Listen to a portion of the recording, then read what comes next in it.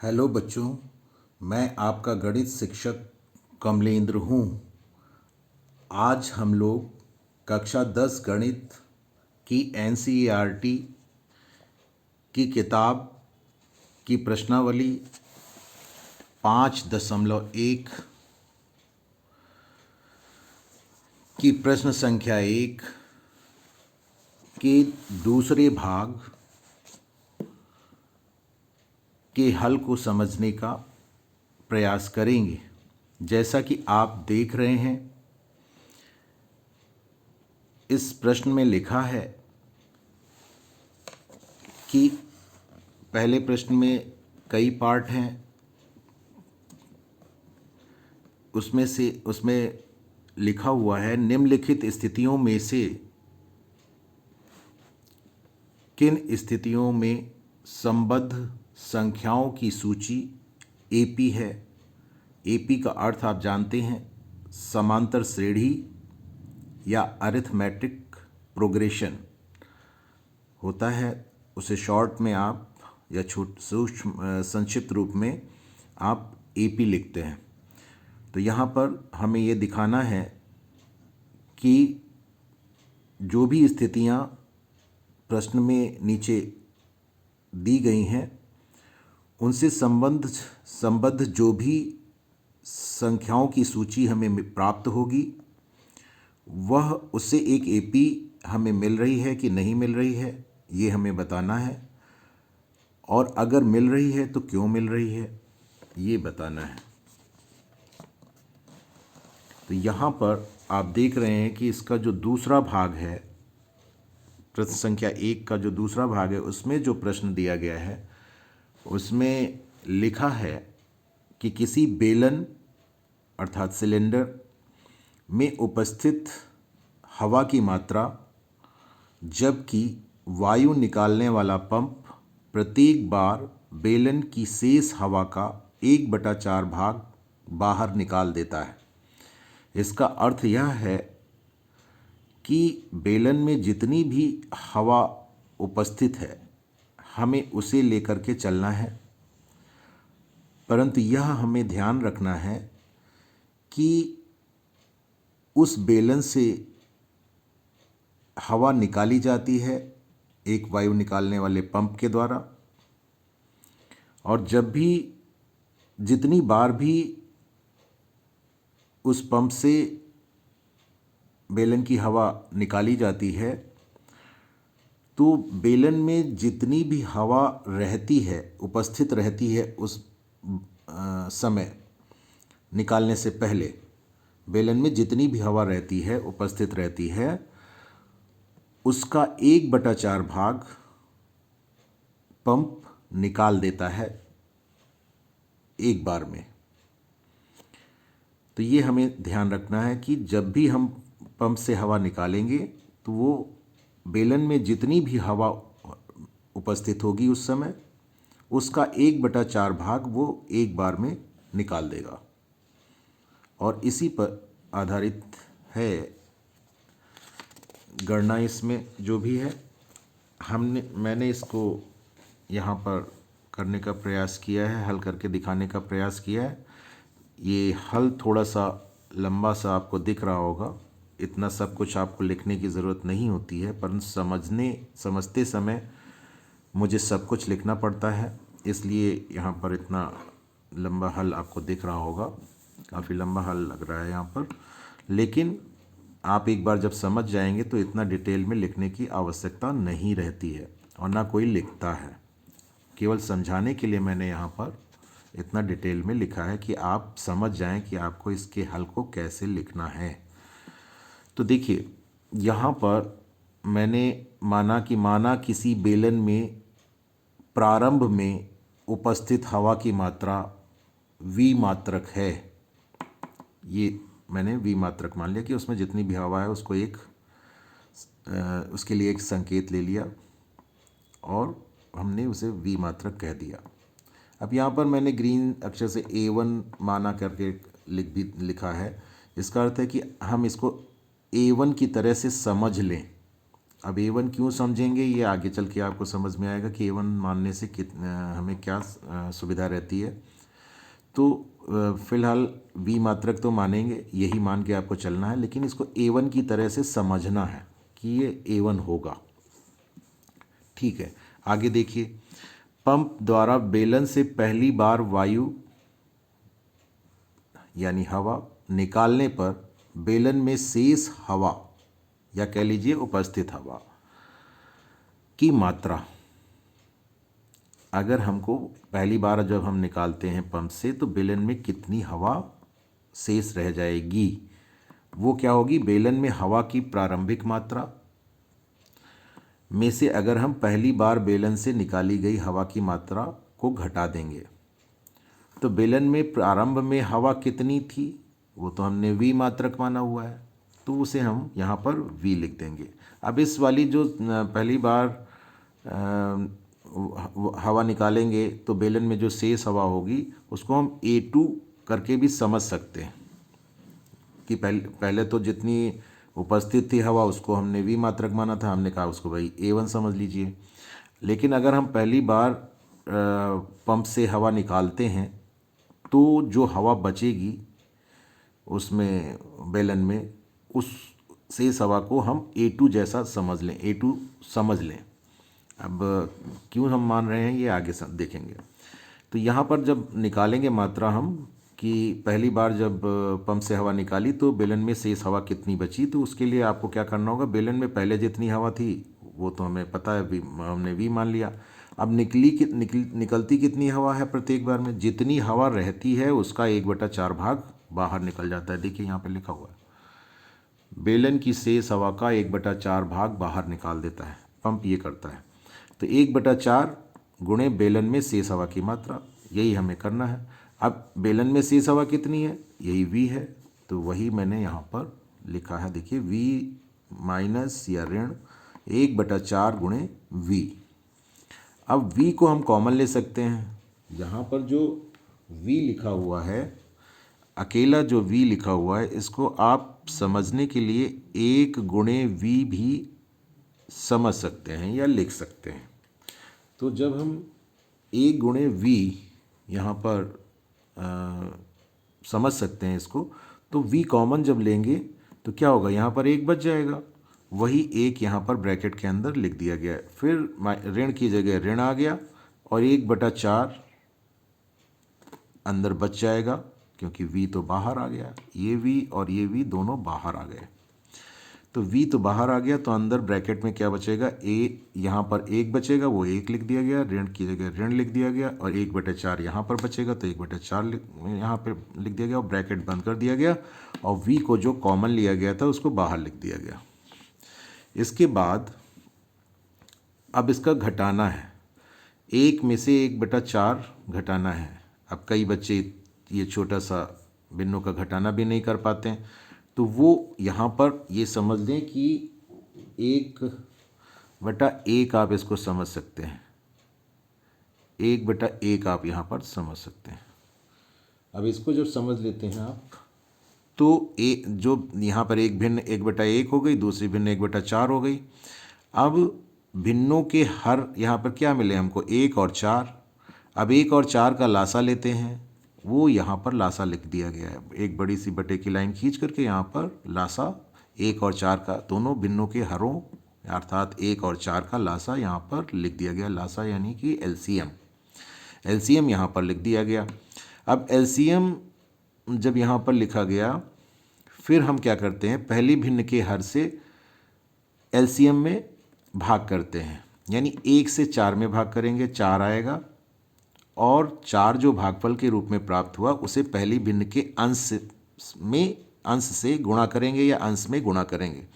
तो 4 जो भागफल आया था उसकी गुणा 1 में करेंगे तो 4 एकम 4, वही 4 यहाँ पर लिखा गया है। फिर बीच में ऋण का चिन्ह है, फिर ऋण आ गया। फिर इसके बाद जो पहली भिन्न के साथ किया वही दूसरी भिन्न के साथ भी हमें करना है। तो यहाँ पर हम क्या करेंगे, दूसरी भिन्न के हर अर्थात 4 से एलसीएम 4 में भाग करेंगे, तो 4 एकम 4, भागफल 1 आया। अब जो भागफल आया है उसकी गुणा दूसरी भिन्न के अंश अर्थात 1 से करेंगे, तो 1 गुणे 1 बराबर 1, वही 1 यहाँ पर लिखा गया और इस प्रकार से ब्रैकेट बंद कर दिया गया। तो ये तो यहाँ पर कैसे भिन्नों का घटाना किया गया है वो बच्चे भी जान लें जो जिनको थोड़ा सा गणित कमज़ोर है, और जिनको आता है तो उनके लिए तो ये बहुत ही सरल बात है। अब देखिए फिर v बाहर था, v बाहर रह गया। अब 4 में से 1 घटेगा तो 3 आएगा, और 4 हर वाला 4 ऐसे का ऐसे ही आ जाएगा और v ऐसे ही आ जाएगा। तो 3/4v हमें मिल गया कि पहली बार अगर पंप से हवा निकाली जाती है बेलन से तो उसमें शेष हवा की मात्रा जो होगी वो कितनी होगी, 3/4v होगी। इसको मात्रक यहाँ पर कुछ भी हो सकता है, द्रव्यमान भी हो सकता है, आयतन भी हो सकता है, इसलिए यहाँ पे लिखने की ज़रूरत नहीं है, इसलिए हमने मात्रक लिख दिया। अब इसको हमने A2 मान लिया कि A2 बराबर हमारा 3/4v हो गया, और A1 हमने कहा था कि v जो आता है उसको हम A1 समझ लें, ये सिर्फ समझने के लिए लिखा गया। अब देखिए इसके बाद इसी प्रकार अगर पंप द्वारा जो है दूसरी बार हवा निकाली जाती है, दूसरी बार जब हवा निकालेंगे तो बेलन में शेष हवा की मात्रा या उपस्थित हवा की मात्रा क्या होगी। तो बेलन से पहली बार हवा निकालने के बाद बेलन में उपस्थित हवा की मात्रा ऋण या माइनस दूसरी बार पंप द्वारा बेलन से निकाली गई हवा की मात्रा। तो पहली बार जब हवा निकाली गई पंप से तो उपस्थित हवा की मात्रा कितनी थी, वो आपकी 3/4v निकली है, अभी अभी हम लोगों ने निकाला है। और दूसरी बार जब हवा निकालेंगे बेलन से तो जो हवा की मात्रा बचेगी, शेष मात्रा या उपस्थित मात्रा बेलन में, उसे हम A3 समझ सकते हैं। तो पहले A1 माना था, फिर A2, फिर A3, अब A3 मान लिया। तो A3 हम समझ लेते हैं कि A3 होगा ये। तो A3 बराबर क्या हो जाएगा, बेलन से पहली बार हवा निकालने के बाद बेलन में उपस्थित हवा की मात्रा 3/4v, अब ये भी निकाला था यहाँ पर, उसको लिख दिया। इसके बाद माइनस आ गया। अब जब जितनी बार भी हवा निकाली जाती है पंप से, हर बार 1/4, किसका 1/4, बेलन में जितनी हवा शेष थी पहले, तो बेलन में अब दूसरी बार हम हवा निकाल रहे हैं तो बेलन में कितनी हवा शेष थी, जो कि अभी हमने 3/4v निकाली थी, वही तो शेष थी। तो 3/4v का 1/4 भाग दूसरी बार जब पंप से हवा निकाली जाएगी तो उतनी हवा बाहर निकल जाएगी। तो हर बार 1/4 और बेलन में शेष हवा की मात्रा इतना हमें घटा देना है। तो यहाँ पर देखिए मैंने क्या किया, 3/4v बचा हुआ था पहली बार जब हवा निकाली गई तो बेलन में जो बची थी, अब इसी का 1/4 भाग दूसरी बार जब हवा निकाली जाएगी तो वो बाहर निकल जाएगी। तो उसको 1/4 गुणे यही मात्रा लिख दी गई यहाँ पर, देखिए 3v/4 या 3/4v लिख दिया गया। अब हमने यहाँ पे क्या किया, 3/4v को कॉमन लिया, 3/4v को कॉमन लिया। तो 3/4v को कॉमन कैसे लिया ज़रा देखिए, हमने यहाँ पर 3/4 को पहले लिख दिया है, फिर ब्रैकेट की शुरुआत कर दी है, फिर ब्रैकेट यहाँ बंद है, फिर v लिख दिया है। तो लिया तो 3/4v कॉमन है, लेकिन लिखने में हमने थोड़ा सा इसको अलग तरह से लिखा है, संख्या को पहले लिखा है, अक्षर को बाद में लिखा है। तो ये लिखने से थोड़ा सुविधा रहती है, इसलिए ऐसा किया है, समझने में सुविधा रहती है, और ऐसे ही लिखा भी जाता है। तो 3/4 जो कॉमन लिया था संख्या में, उसको पहले लिख दिया, और v जो कि अक्षर में था उसको हमने बाहर दाहिनी तरफ आखिरी में रखा और बीच में ब्रैकेट लिख दिया। अब देखिए यहाँ पर 3/4v है, यहाँ पर हम इसको 1 गुणे 3/4v समझ सकते हैं। कई बच्चे ये भी समझने में उनको समस्या लगती है कि कैसे हो रहा है, तो इसको आप 1 गुणे 3/4v लिख सकते हैं। अब जब ऐसा लिखेंगे, इस तरह से लिखेंगे, तो हम 3/4v तो पूरा कॉमन ले रहे हैं, तो बचेगा क्या, 1 बचेगा, वही 1 यहाँ पर ब्रैकेट के अंदर लिखा गया है, और ऋण यहाँ था या माइनस यहाँ था तो वही माइनस यहाँ आ गया। अब यहाँ पे क्या कॉमन लिया, या 3/4v पूरा का पूरा कॉमन लिया, तो 1/4 ही तो बचेगा, तो वही ब्रैकेट के अंदर 1/4 बचा हुआ है और ब्रैकेट बंद कर दिया गया और v बाहर है। तो ये समझ में आ गया होगा। अब 1 में से 1/4 घटाना, जैसे यहाँ पर एक में से 1/4 घटाया था और 3/4 आया था, फिर यहाँ पर भी आपका 3/4 ही आएगा। वो सब घटाते हुए यहाँ पे दिखाया गया। तो 3/4 बाहर था, v बाहर था, अंदर जो आपका एक ऋण 1/4 था वो घट करके 3/4 के रूप में प्राप्त हो गया, जैसा कि ऊपर यहाँ पर हमने प्राप्त किया था। अब देखिए 3 इतना हो गया। अब इसी को हम लिख लेते हैं, ब्रैकेट हटाएंगे तो 3/4 गुणे 3/4 हो जाएगा और v अलग रहेगा। अब इसको आप 3/4 पूरे का वर्ग और बटे और बाहर v लिख सकते हैं। अब अगर आप यहाँ पर गुणा कर लें तो 3 गुणे 3 9 हो जाता है, वो 9 यहाँ पर लिखा गया है।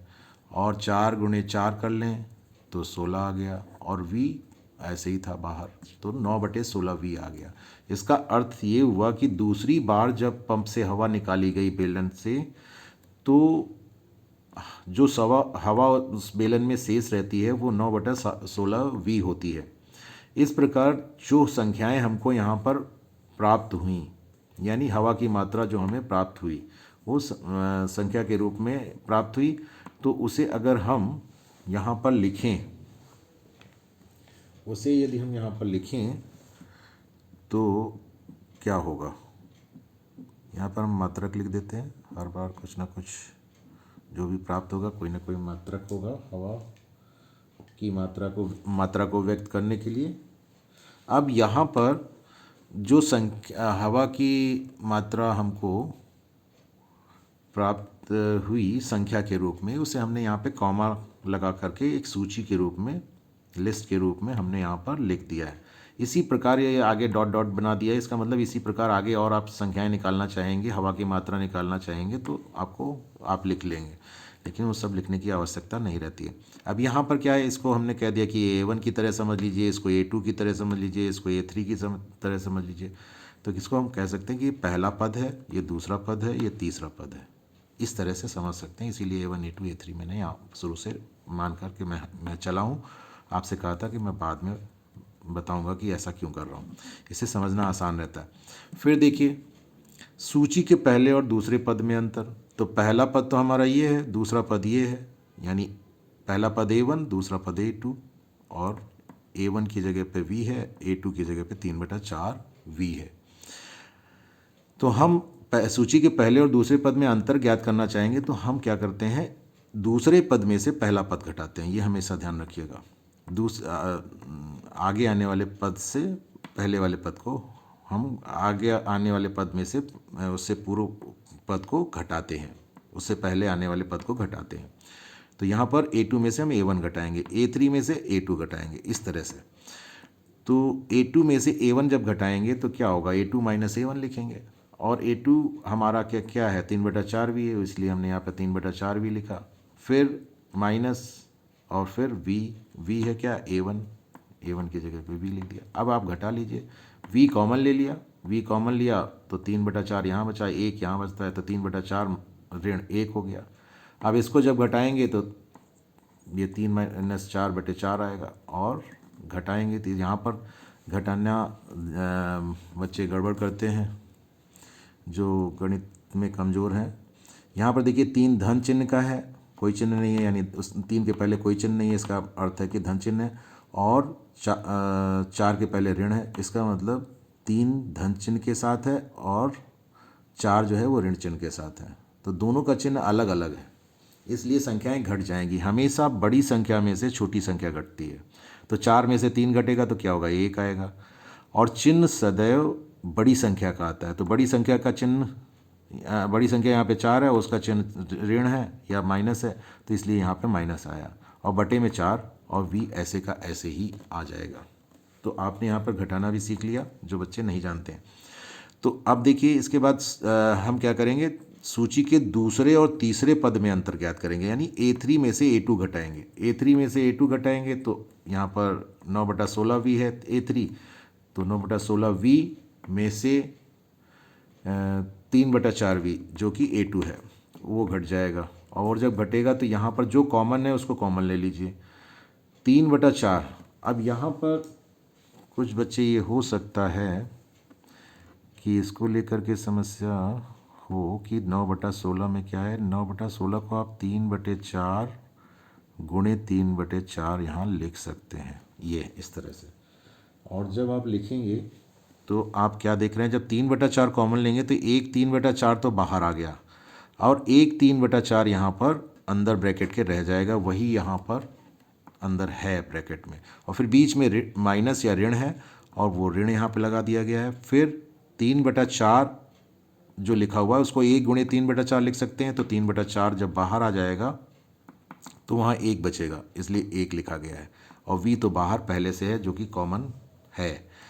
तो इस तरह से अब 3/4 में से फिर 1 घटाएंगे तो जैसे यहाँ ऊपर घटा था वैसे ही यहाँ पर नीचे घटेगा, तो यहाँ पर ऋण 1/4 आया था तो यहाँ भी ऋण 1/4 आएगा, और फिर आप गुणा कर लेंगे, इसके बाद आप गुणा कर लेंगे। तो देखिए 3 और 1 की गुणा होगी तो 3 आएगा, 4 और 4 की गुणा 16, और यहाँ पर धन चिन्ह और ऋण की चिन्ह की गुणा तो ऋण आएगा, प्लस और माइनस की गुणा होती तो माइनस आता है, ये आप अच्छी तरह से जानते हैं। तो इस प्रकार आप देख रहे हैं कि क्रमागत पदों का जब अंतर लिया जा रहा है, a2 - a1 किया जा रहा है, a3 - a2 किया जा रहा है, तो जो हमें अंतर प्राप्त हो रहा है वो समान नहीं है, वो आपको समान नहीं दिख रहा है, और समान नहीं है इस कारण हम कहेंगे कि ये जो सूची हमको यहाँ पे प्राप्त हो रही है संख्याओं की, वो AP में नहीं है, अर्थात समांतर श्रेणी में नहीं है। हमेशा ध्यान रखना है कि क्रमागत पदों का जो अंतर होता है, a2 - a1, a3 - a2, ऐसे ही जितने भी क्रमागत पद होंगे उनका अंतर ज्ञात करें। अगर वो समान आता है तब जो दी गई संख्याओं की सूची होती है वो AP में होती है या समांतर श्रेणी में होती है। यहाँ पर ऐसा नहीं है, क्रमागत पदों का अंतर के बीच का अंतर समान नहीं है, इसलिए दी गई ये संख्याओं की सूची जो है यहाँ पर वो AP में नहीं है या समांतर श्रेणी में नहीं है, वही यहाँ पर लिखा गया है, आप देख रहे होंगे। अतः प्रश्न में दी गई स्थिति में संबद्ध संख्याओं की सूची AP नहीं है, संख्याओं की जो सूची दी गई है वो AP नहीं है, यही उत्तर हो जाएगा। मैं समझता हूँ कि आपको इस हल को समझने में परेशानी थोड़ी बहुत अगर हुई हो तो बताइएगा, वैसे तो मैंने काफ़ी कुछ स्पष्ट करने का प्रयास किया है, शेष आप बताएंगे। धन्यवाद।